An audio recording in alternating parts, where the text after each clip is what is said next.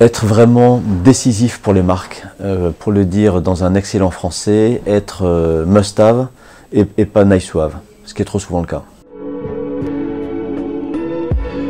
Non, parce que ce qu'une marque apporte peut être extrêmement complémentaire de ce que font les médias. Ensuite, aujourd'hui, bien souvent, les marques ont plus de moyens que les médias pour produire des contenus de grande qualité. Et ensuite, ce qui fait qu'un contenu de marque intéresse, c'est tout simplement que ça peut permettre d'amplifier ou de créer un lien, donner du sens, ce que les autres moyens ne permettent pas, ou plus exactement plus de faire. Dans les deux cas, c'est Claude Perdriel comme moi sommes des entrepreneurs et chacun, à cause du contexte, moi j'ai vu le potentiel de création de cette idée d'éditorial transformative expérience et Claude a vu la possibilité de racheter 100% du capital de son groupe.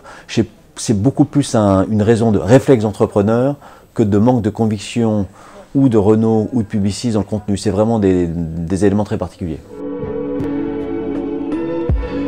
C'est l'idée de combiner de la façon la plus unique possible la stratégie, du contenu et de la technologie en partant du principe que aujourd'hui un patron d'entreprise ou un patron du marketing, que ce soit un média ou une marque, il doit vraiment limiter le nombre de ses combats mais les jouer à fond.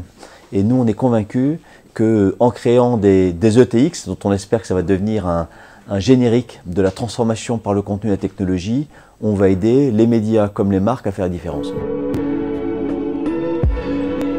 Alors c'est moins un virage qu'une amplification vers l'audio, parce qu'on continuera à faire du print, du digital, de la vidéo comme aujourd'hui, mais on croit beaucoup à l'audio augmentation pour une raison très simple, c'est que l'audio en fait c'est le média sur lequel à notre avis il reste le plus de croissance possible. Quand on écoute, si on prend l'exemple de l'Express, c'est formidable d'écouter l'Express dans sa version audio parce qu'on peut le faire notamment en situation de mobilité. Et ce qui a totalement changé dans le comportement des médias, c'est le fait qu'on consomme de plus en plus de médias en situation de mobilité. L'audio, c'est le contenu en situation de mobilité, simplement la radio est un média passif.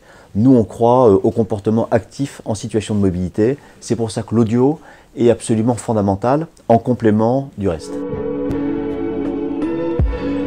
Je crois que la raison pour laquelle j'ai fait cette opération, je pense qu'il y a un boom énorme devant nous parce que les médias comme les marques sont absolument condamnés à la transformation.